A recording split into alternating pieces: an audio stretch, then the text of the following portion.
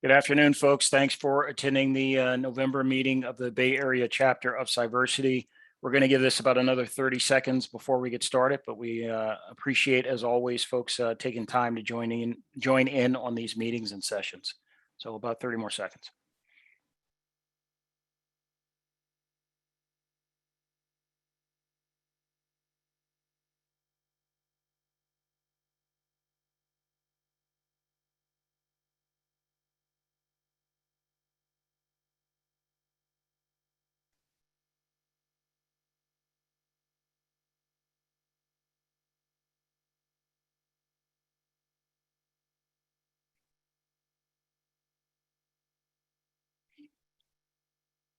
Okay, good afternoon. Hello from San Jose. MK Palmore here, part of the leadership team for the Bay Area chapter of Cyversity.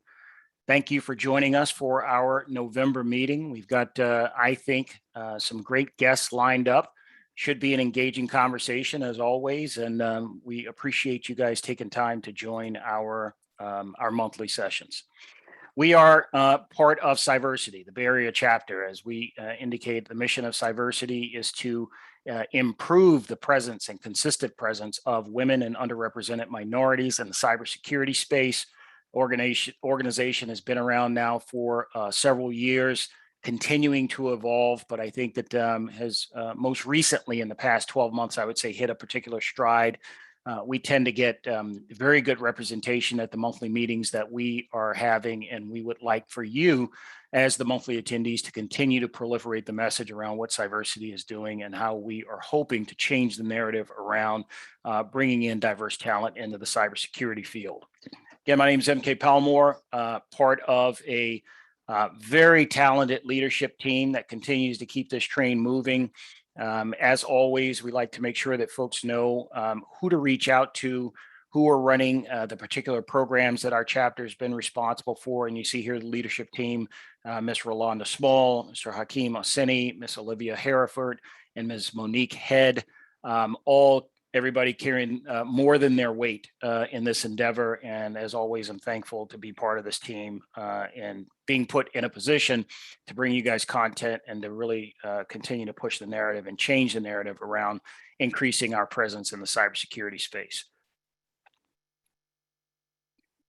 Through the course of the year, Cyversity has been through its Engage series, attempting to highlight specific diversity months and themes. This month, we are in our Military Veterans and Military Appreciation Month, along with Native American Heritage. So we want to give, and obviously the focal point of this particular meeting has to do with the veteran population, veteran community, and examples of their journey into the cybersecurity space. Being a veteran myself of the United States Marine Corps, I think this topic is super relevant. You will find, I think, that many of the folks who find themselves in the cybersecurity space get to it via those tracks that start in their careers in the military. And I think that the skills, both outside of cybersecurity and also within cybersecurity, those things that are honed in terms of folks' military experience tend to bring a tremendous amount to the industry. So we're happy to be able to highlight that and draw some interest around the pathways that folks have taken in the military in order to get to these spots. I mentioned the Cyversity Engage series. What I would like to do, or what I would like for you to do, the ask is, I'm sure that those, for those of you that are members, you're getting the emails about the Engage series. You're seeing the content that many of the other chapters are delivering, that our chapter is delivering. I think we got to take advantage of this opportunity now that we're all still virtual. And we have an announcement about a particular in-person thing that we're going to sponsor here in the next month, but we are still virtual. Let's take advantage of that and let's push the message out about Cyversity to as wide an area of persons as we can. Try and amplify those messages about the meetings when you see them on social media. The more folks we get exposed to this, there's something about that flywheel of execution, building momentum, that the more people you can get engaged in a subject like this, the more things tend to happen that benefit the membership and those that are adjacent to the members. So continue to amplify those messages. There's some great meetings happening. And again, because they're virtual, you can just kind of jump in and out of those sessions. And for the most part, they're recorded and available for looking afterwards. So let's just continue to push out the messaging around what's available for you out there in the way of meetings and networking opportunities. So I'm going to stop sharing here for a second and introduce our first guest. Brian Reid is a graduate of the U.S. Military Academy at West Point. Being a Naval Academy graduate, I will not hold that against him, but he is a personal friend and someone that I think whose journey bears some introspection and is certainly relevant to the group that we've assembled here. We asked Brian to come and sort of kick off this series and talk about his journey and his experiences. I hold this gentleman in very high regard. He's now working at Palo Alto Networks. I'll let him give a little bit of background and how he came into the industry. But Brian, welcome to the stage, and thank you for taking time to help us kick off this November series meeting around Veterans and Military Appreciation Month. Thanks for joining us. Thank you, MK, and thank you to the Bay Area chapter of Cyversity for having me here today. Let me see if I can get my screen up. There we go.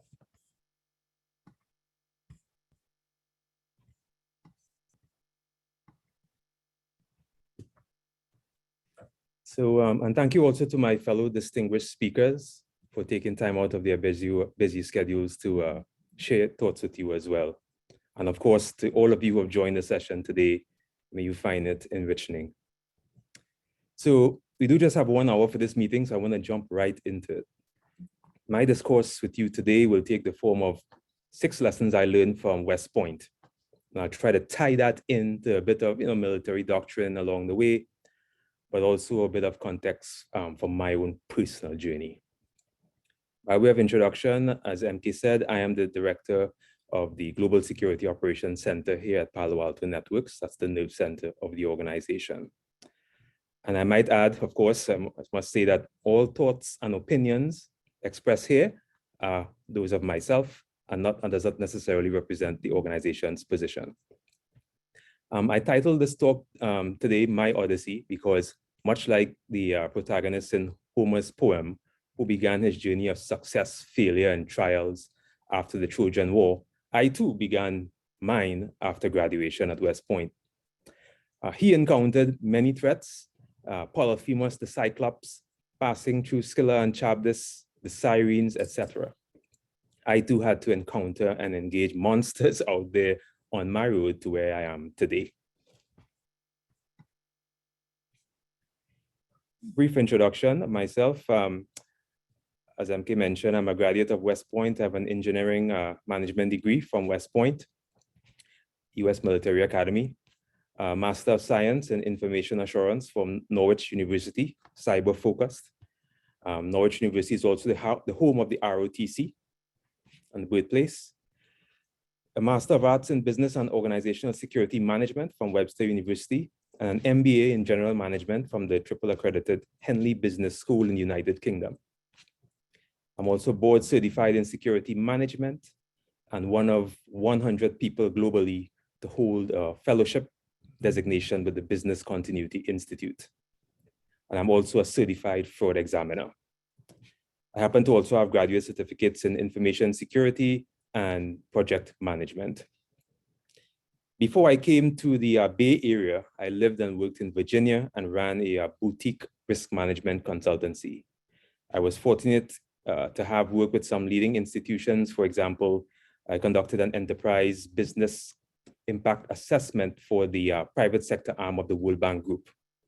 And I built the organizational resilience program from the ground up for the Inter-American Development Bank, and worked with many other global entities and corporate firms. I've also had the privilege to conduct an assessment of the entire critical infrastructure of an energy producing nation, as well as doing the security master plan for what at the time, the 2nd largest methanol plant in the world. Right here in the Bay Area, I've helped a few companies improve their resiliency by running enterprise level cyber-focused business continuity exercises also. All of you know that know the building blocks of cybersecurity, what we like to call the CIA triad: confidentiality, integrity, and availability.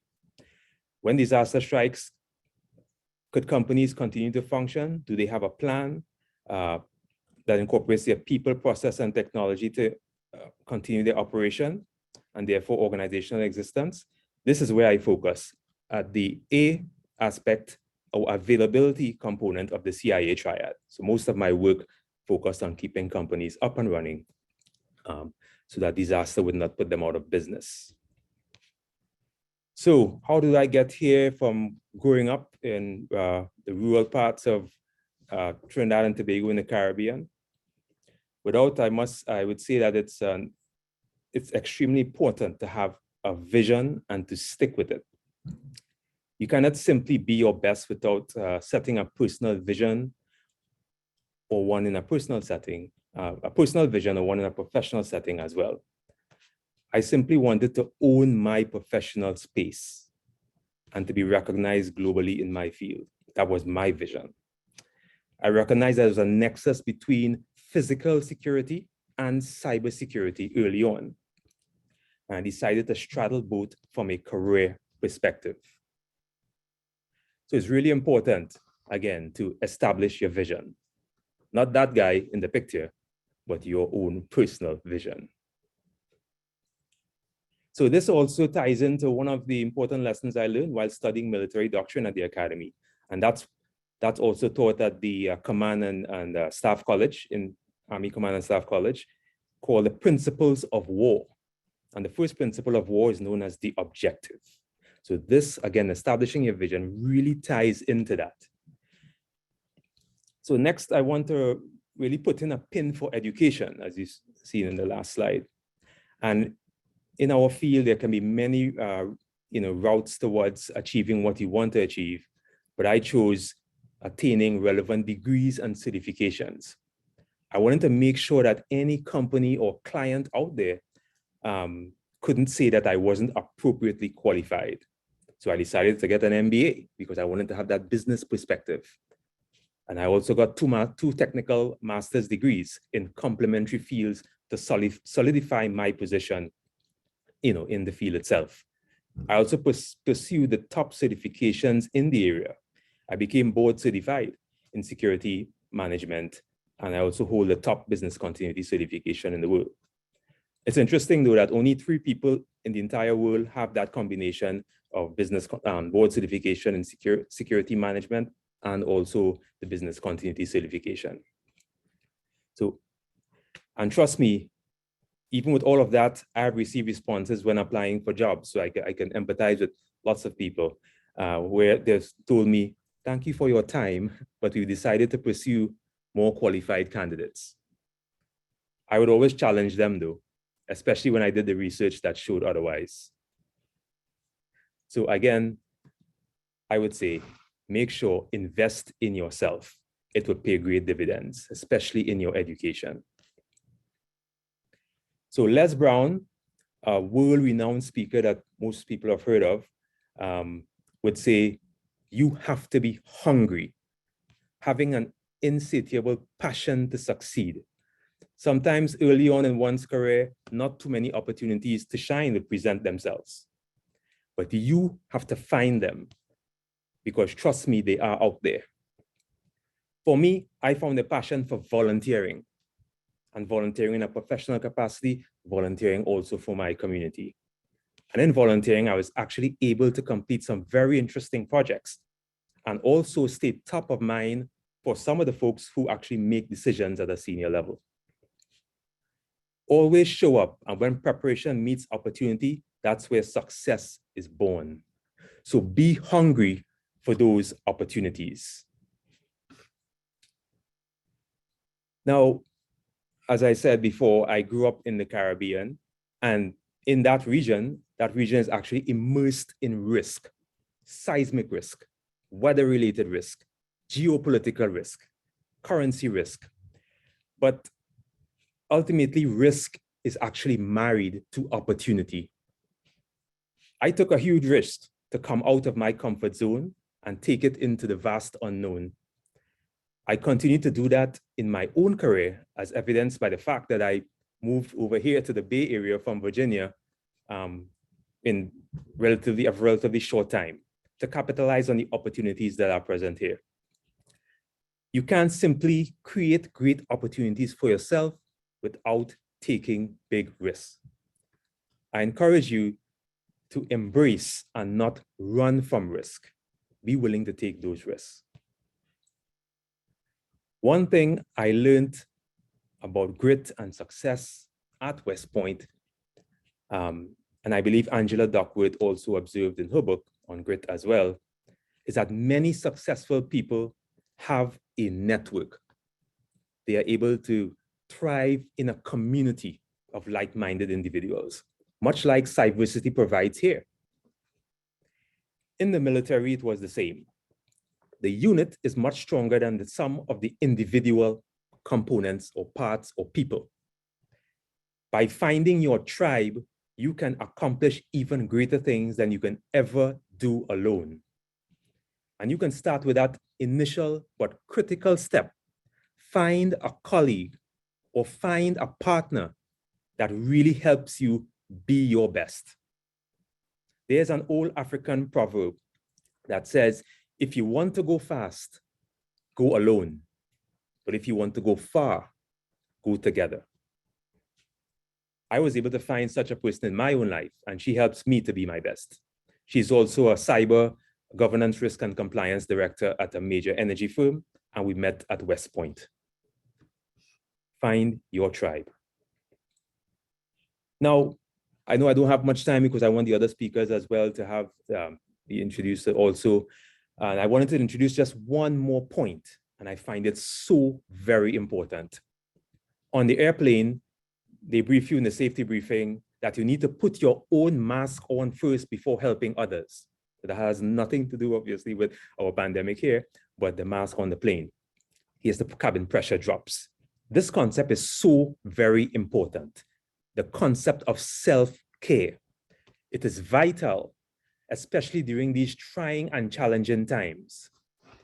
The picture shown here on this slide is that of John Henry.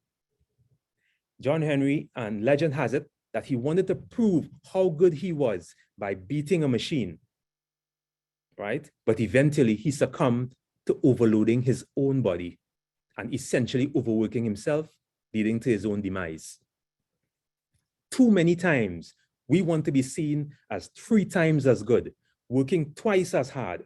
But my friends, John Henryism is a thing. And it leads to a shortened life expectancy among BIPOC professionals. Please ensure that you're taking time to reduce your stress, and continue to do regular checkups. For men, that can mean many different things, but especially prostate cancer. For women, again, breast cancer screening. And also for both, colon cancer screening.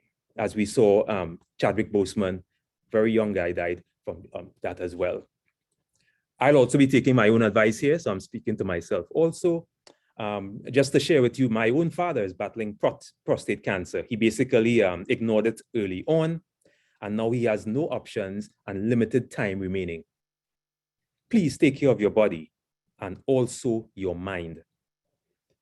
I hope that this talk was useful for you, and I look forward to connecting with everyone here. Just scan that code and we'll be connected on LinkedIn. Again, thank you very much. Thank you to the team at Cyversity for having me. Awesome, awesome. Yeah, hopefully you can hear the virtual clapping going on. Very motivational session. Certainly appreciate it, Brian.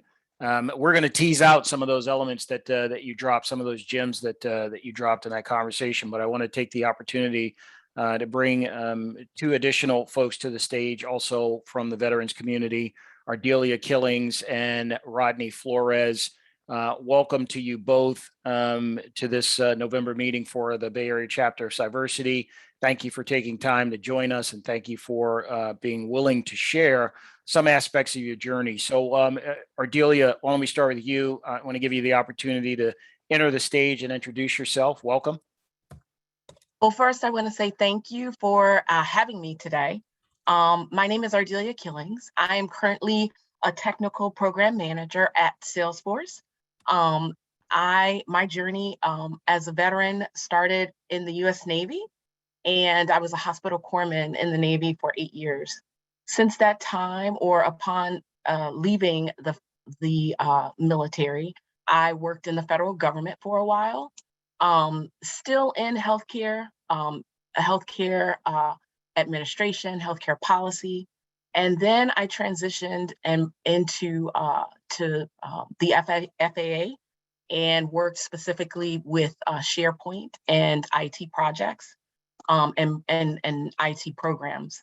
I finished my bachelor's degree at Strayer, after which I decided that I wanted to do more. I wanted to get well-versed in the business aspect. So I went on to get my MBA from the College of William and Mary.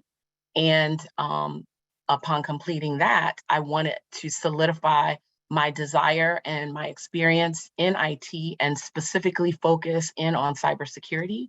And so attended the University of California, Berkeley's MICS program, a Master of Information and Cybersecurity. And I just graduated in August. I completed that program in August and began my work at Salesforce. The information that or I guess pearls of wisdom that I would pass on to anyone who wants to go into cybersecurity or has thought about transitioning from the military into either IT or cybersecurity is just capitalize on the experience that you have. No matter what job you had in the military, whatever area you worked in, you had to do some work as far as learning systems. I know as a corpsman, we had to learn all of the hospital systems, CHCS. I could go on and on down the list, but they had to train you. And so you can capitalize on that experience and training, even if your immediate job was not IT, and then transform that, add to it maybe a bachelor's degree in information systems with a focus on project management or cybersecurity. Find your niche. Maybe you like programming and or engineering, and then from there, decide your direction. You're not limited by only what you learned in the military. You can expand your experience, and you can broaden your experience with education. And a master's degree after your bachelor's program is extremely helpful to really solidify your place in an area of IT that you want to focus in on. I still have certifications and things that I desire to obtain, but as far as my degrees, I made a decision to go that path because ultimately I want to be a leader in the cybersecurity space. So I guess now I'll just pass it on to Rodney and have him talk about his experience. But again, thank you all for allowing me to be here. And if you have any questions, please let me know. Oh, and I want to add, Mary McHale from the UC Berkeley program, I can see her in the list. If you have any questions about the MICS program, both Hakeem and myself attended, and Mary McHale can answer your questions about any administrative or admission question. Thank you. Yeah, we're going to peel back the onion on quite a bit of what you just talked about in your introduction, but let's pass over to Rodney. Rodney, if you don't mind introducing yourself, and then I'll have some questions for the three of you guys. Okay, awesome. Thank you, MK. My name is Rodney Flores. I'll try to keep it short and sweet. My pathway into cybersecurity, getting to cybersecurity was a long one. But once I made the decision to transition to cybersecurity, it was a whirlwind. I'm an 80s baby, so I grew up on the days of the 8-bit Nintendo, and I thought I wanted to be a video game programmer. I was always intrigued by technology, but using it for fun and entertainment. After graduating high school, I got accepted to San Diego State University, and I thought I was going to go for computer science and become a computer programmer, video game programmer, only to realize that I didn't want to live at home anymore. I wanted to be on my own. And that's when I made the decision to enlist in the U.S. Air Force. I served a 6-year term as a combat communications airman. And I enlisted, prior to 9/11. and had multiple deployments over in what we call the sandbox. And after I separated, I used my GI Bill to chase other dreams. I chased the dream of the fire service. I always wanted to be a firefighter growing up until I realized the majority of their calls are medical, and I did not like the medical side of it at all. And then I actually started working on cars. I also love cars. I worked for General Motors and most recently Tesla as a service technician. And although I loved it, I didn't see a future in it for me. The ceiling for growth was very limited.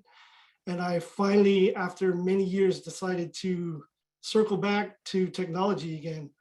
And a movie that I always loved growing up was a movie called Hackers, and also War Games. I don't know if any of you guys remember those. And I started to seriously look at it. COVID is terrible, but it acted as my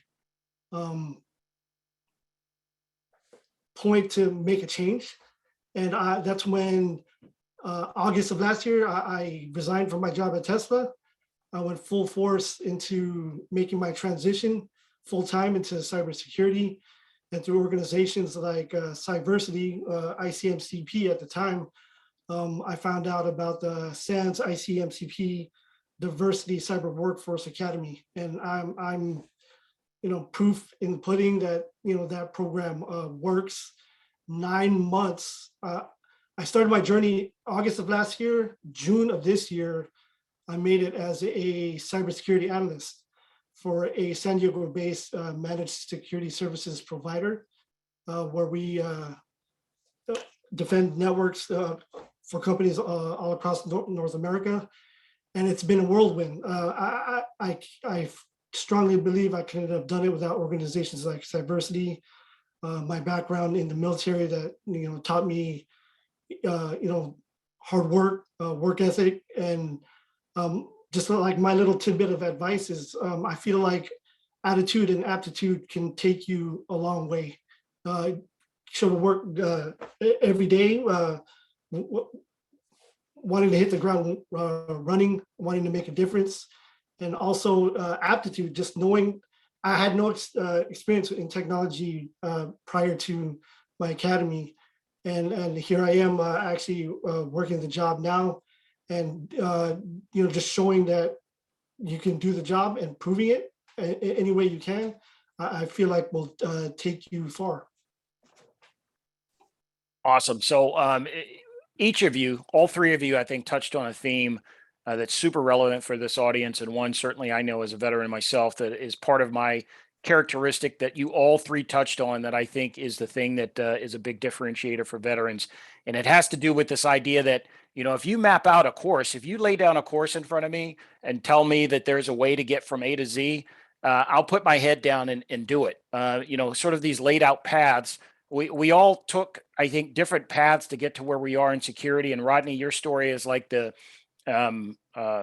swoosh at the end of the stream of musical instruments, because it really identifies exactly the kind of attitude that you have to have in order to break into this industry. So many of our members are at themselves starting at a point that they're not in the industry, but they want a pathway in order to get to where they are. Rodney, you had a particular path. Brian had a path. Ardelia, you had a path.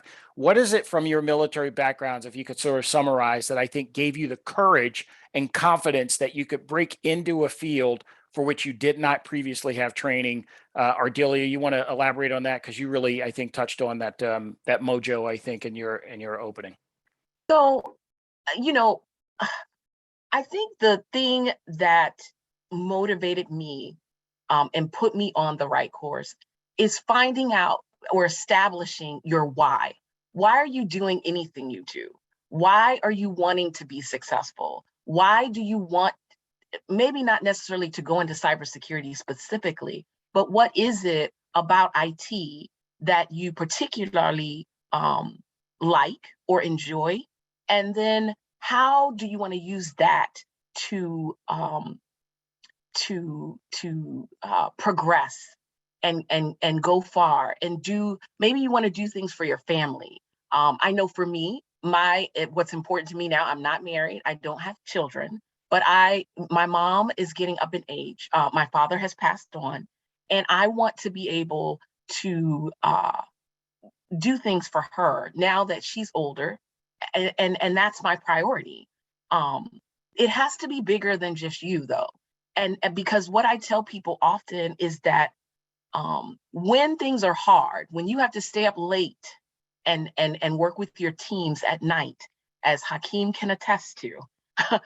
I was on East Coast time. Hakeem and my other classmates were on West Coast time, and you have to be willing to put in the time. You have to be willing to stay up late. And those of my team members that were married and have families, it was very much the same thing. It's a sacrifice. But when it's hard, when it gets rough, when you don't feel like studying, when you don't feel like doing whatever it is, what really brought me back to the center to keep me pressing on is why I was doing it. And I think finding, Brian made a point earlier, finding your tribe. When you are in the military, no matter what people say, or if it's the military, or if it's a university, wherever it was that you got your start, you found a group of people that were like-minded, that wanted to go far, that wanted to achieve, that were ambitious. So lock in with them.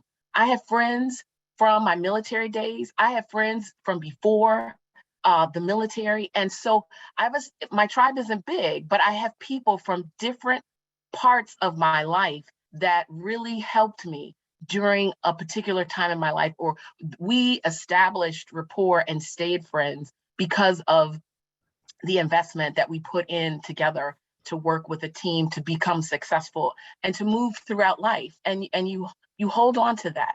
And so finding your tribe, and also, being willing, also another thing Brian tapped on, being willing to get out of your comfort zone.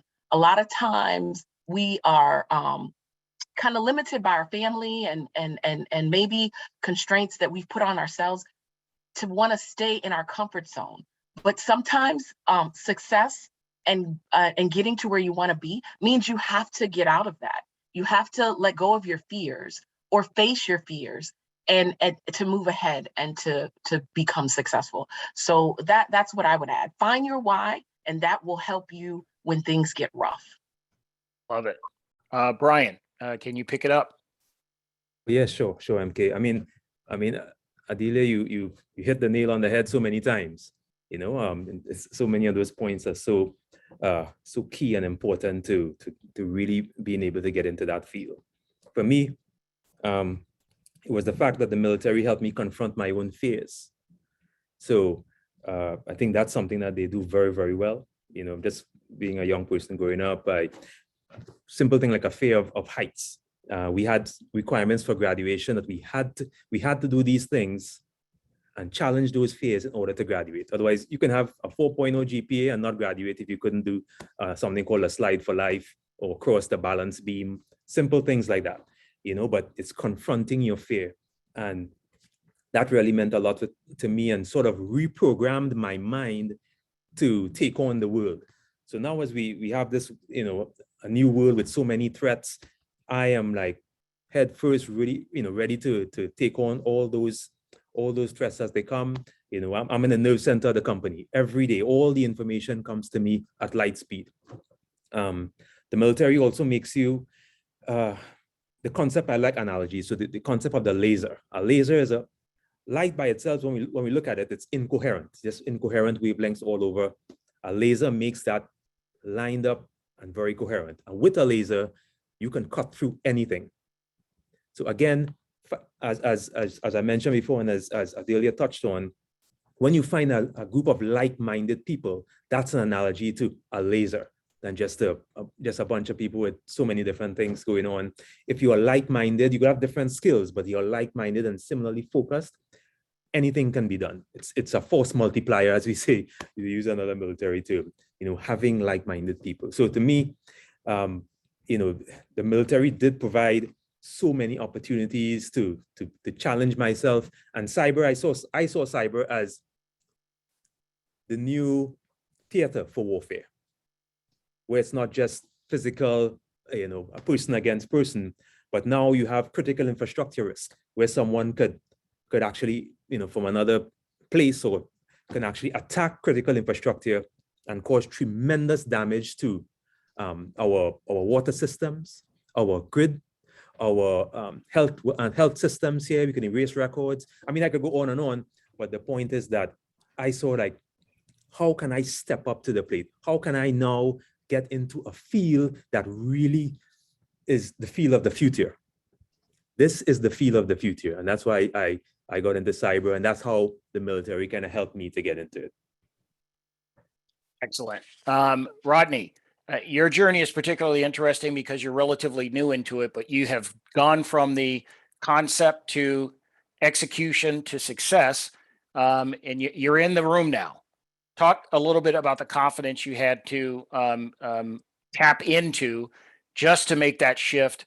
You sign up for a program. There's no guarantees when we put these programs and scholarships out there. Talk a little bit about the confidence you had in order to engage and how you knew you were going to be successful. Confidence is indeed a huge part of it. That's something I don't think I realized within myself until I enlisted in the Air Force. I enlisted in the Air Force not knowing how to do my job, no prior knowledge in any of it. My Air Force specialty was called Satellite Wideband and Telemetry Systems. I had no idea what that meant, no idea what that was. They handed me a big stack of books called the Career Development Courses, or CDCs, that literally taught me my job. I just had to put the hard work in, and I literally used those same characteristics and game plan really, and applied it to my career change into cybersecurity. I think the hardest part for me was just making that jump, especially in uneasy times of COVID-19. Thankfully for me, my wife is established in her career, and she really cheered me on. She knew I was always interested in technology. She saw how interested I was in this career field, and I just utilized that skill set and just went for it like full force. Like I just hit the ground running. And I think preparing for deployments, having checklists and preventive maintenance on my equipment and things like that kind of taught me like the importance of planning. And although my decision to transition to cybersecurity was like the snap of a finger, before I really kind of just jumped in, I kind of made a plan for myself. And I knew right away, with the way the world was, like virtual was everything. I knew I wouldn't be able to have any networking opportunities in person. And I had a LinkedIn account, but going from blue collar to blue team cybersecurity, I actually utilized it. Like I filled it out. My LinkedIn profile before I made the transition was pitiful.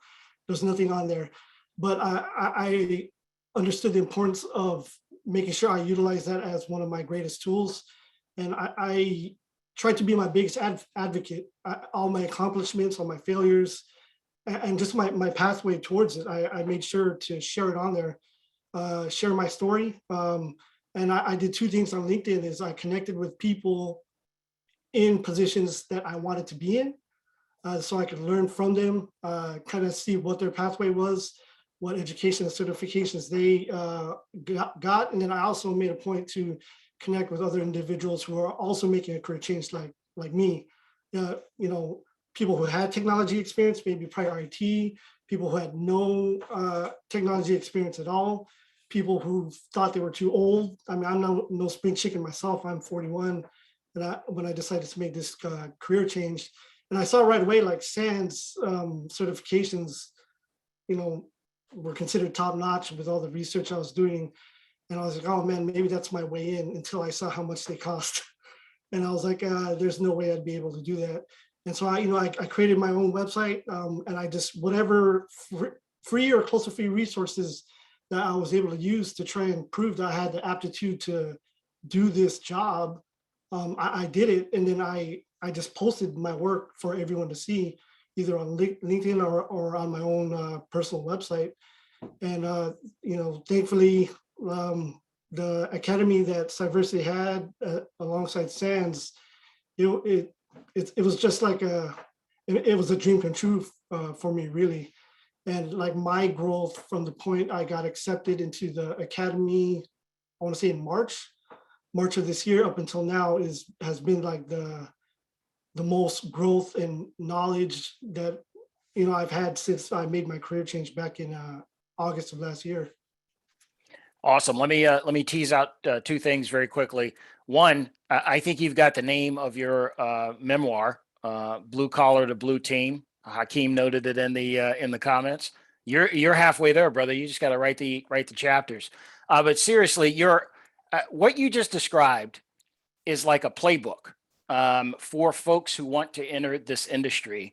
And I'm so thankful, with this leadership team that we have in place here at the Bay Area chapter, that we were able to pull together the elements for that scholarship program. But seeing you talk about how you stepped through that process and then ultimately are successful, we just look for great things in your future. And the last thing I want to touch on very quickly before I ask Ardelia a very specific question, you touched on the idea of personal branding. I can't tell you how important that whole thing is in terms of how it is that you present yourself out to the rest of the world. And you got to have the confidence, one, to take note of the things that you've accomplished. Talk about that stuff. No one's going to toot your horn or be your champion in a way that's similar to how you would do it. And you got to take a hold of that. And I think Rodney displayed a prime example of how your personal branding and how you present yourself to the world is just as important as some of those other components. Ardelia, I want to switch gears for a second here. Cyversity is all about how we collectively are different, right? When we step into the room, we typically are the only ones who look like one another when we're in these cybersecurity circles. It was my motivation, I think, for driving into this industry as I continued meeting after meeting to see no one that looked like me in the executive suites of the companies that I was briefing and providing cybersecurity knowledge to. Talk a little bit about, there's not a ton of Black women in cybersecurity.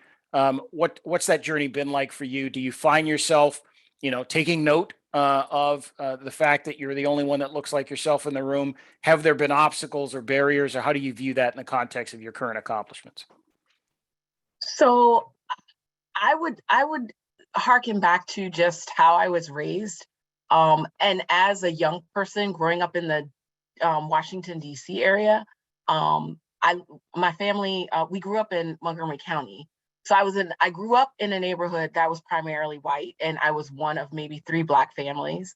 Then when I went to high school, started out in public school, then went to private school. So I kind of always had an experience from a young age where I was the only Black person in the room, or I was one of just a few.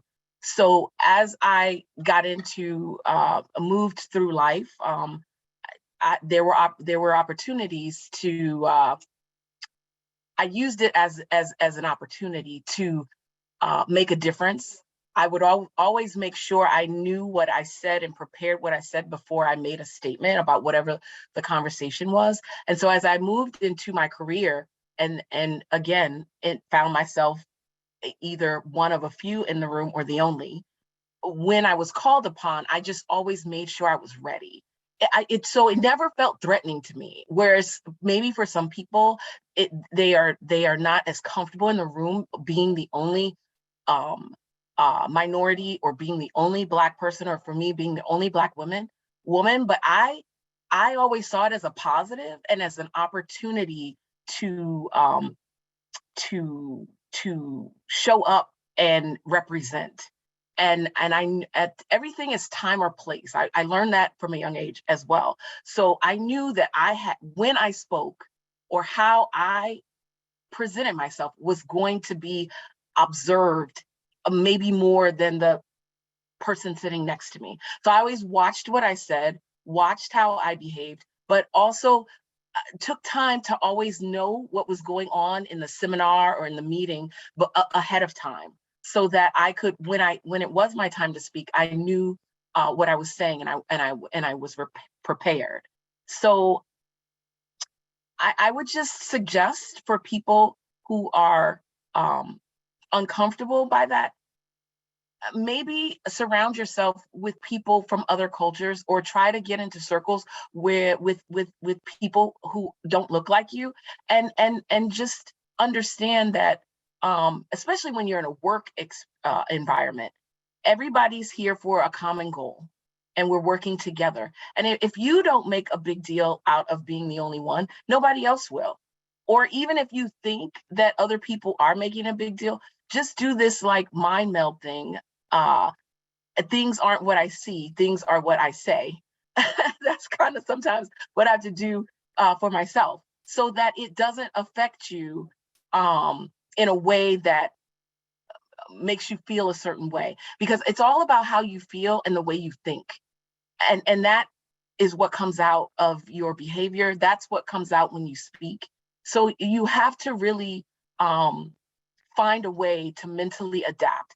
And it goes along with facing your fears, I guess, and having confidence. If you're confident and you come prepared, and you're not feeling threatened or not scared, you just show up and you display confidence and you are prepared and you speak, then your experience is a different one. And so that's where I would leave it. Awesome gems. Ardelia, we're from the same neck of the woods. I'm from Southeast Anacostia. So we got to talk offline and exchange some gems about growing up there in the DMV. Definitely, definitely. Let's open the floor. I'm sure there's some others that might have questions. You guys are welcome to come off mic, drop questions into the chat. We have a couple of minutes, I think, for questions. Our meetings always run right up to the last minute, even from the leadership team. Anybody else want to throw a question at this group?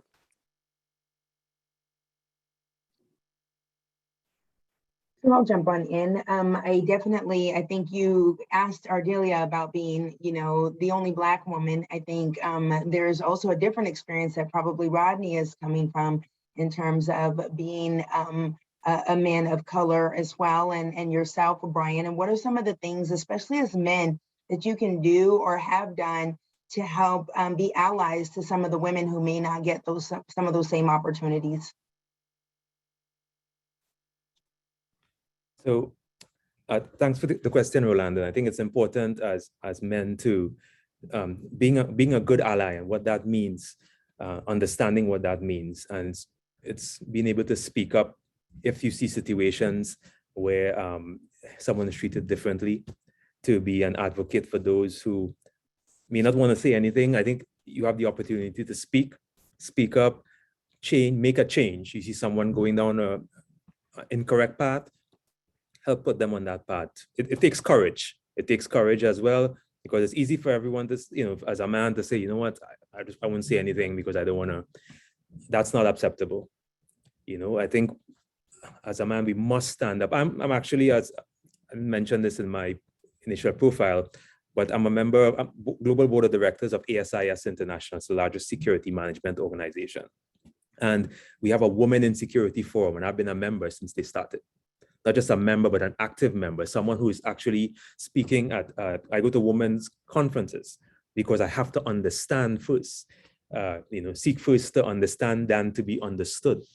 I think, to be that ally, you have to try to, you can't walk in someone's shoes in the real sense, but try your best to lead with empathy, to see where they're coming from, and to speak up for them in any scenario you feel that, and be a sponsor. Sometimes you say be a mentor, say be a sponsor. If you have the opportunity and you're so blessed to be in a leadership position, be a sponsor to a female who is a professional and moving well. I'm doing that here now in the company, actively doing that on my team here as well. And I think it's so important. It's not just lip service, it's action oriented.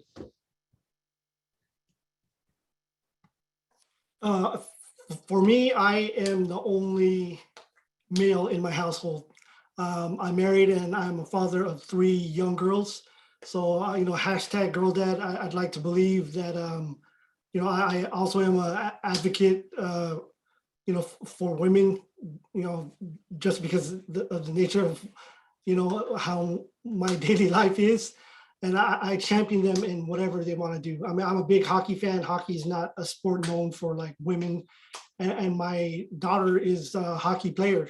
You know, I want to raise them believing that they could do whatever they want to do, you know, no matter what the history of, you know, that profession or sport, you know, was in the past.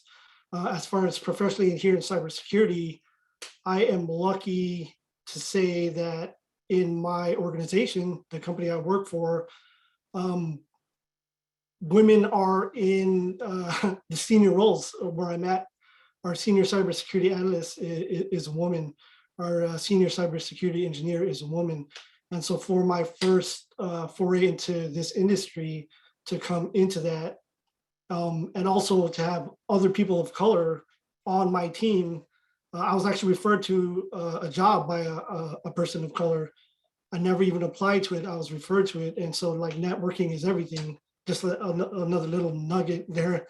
You know, I'm fortunate that I could see it that way. And, you know, we kind of, even when I was in the military, you learn from the leadership that, you know, you were thrust upon, whether, you know, if you like it, you kind of grab those nuggets, use it for yourself. If there's something you disliked about that leadership, then that's something that you know that you don't want to use, you know, if you were ever in that position to be in a leadership role in the future. And for me to come into a organization where I see that they value diversity and inclusion, and like what Brian said, it's not just lip service, they're actually walking the walk as well.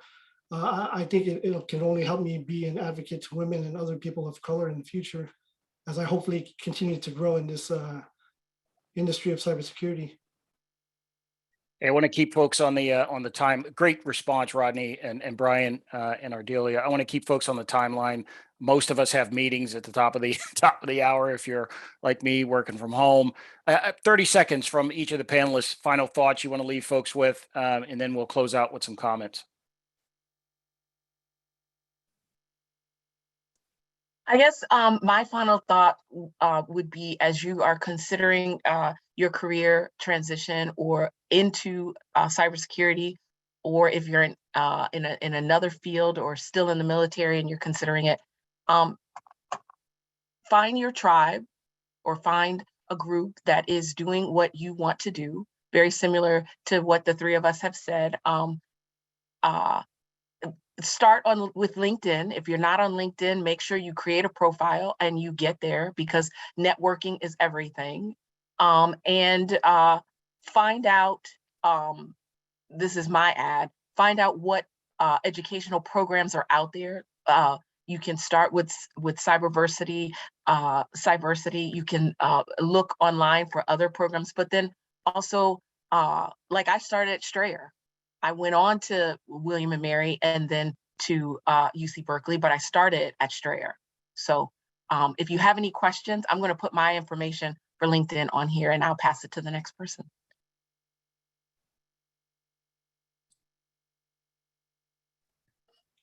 I'll close it out with like 3 quick points. When I first made my transition into cybersecurity, the one thing I heard is like drinking from a fire hose, or, you know, cybersecurity is, you know, a mile wide and an inch deep.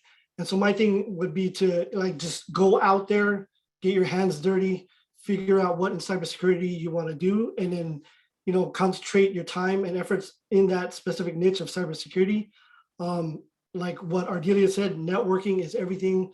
I don't think I would have made this transition any quicker if I didn't network through LinkedIn, through my own personal website, through what other, you know, technology that you can use.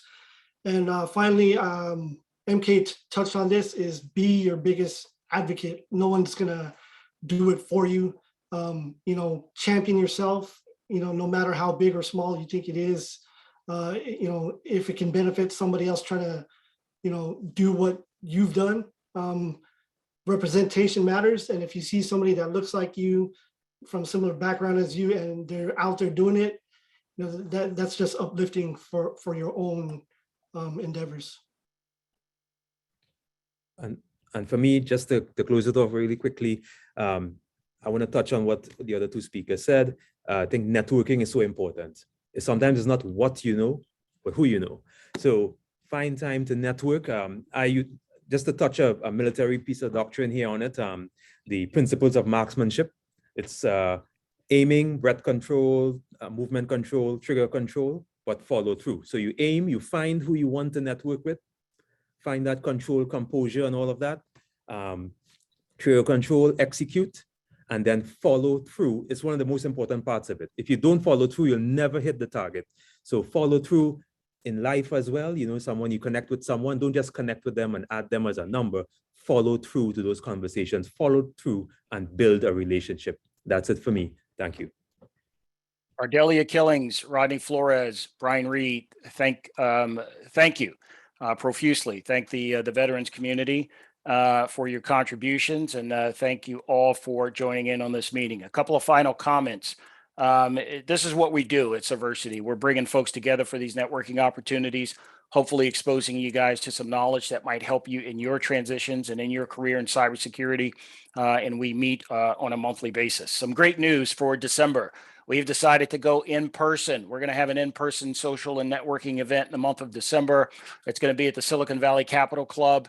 We're targeting December 16th, 4:30 to 7:30 p.m. You can weave in and out of that session. If you are available in the South Bay, we'd love to see you guys in person. We got to get back to these in-person engagements. That's how you really get the ball moving on your networking, and we're proud to be in a position to do that. You look for more stuff on that. We'll send out a big email blast. Amplify Cyversity activities on your social media channels. That's how people find out about it. And I always want to take time to thank our specific chapter sponsors, the ones that are responsible for getting that program that Rodney is a beneficiary of. Get this out in the open. CrowdStrike, Bishop Fox, Palo Alto Networks. Thank you again for your contributions, and thank you all for attending this meeting. And peace be with you all. Take care. We'll talk to you soon.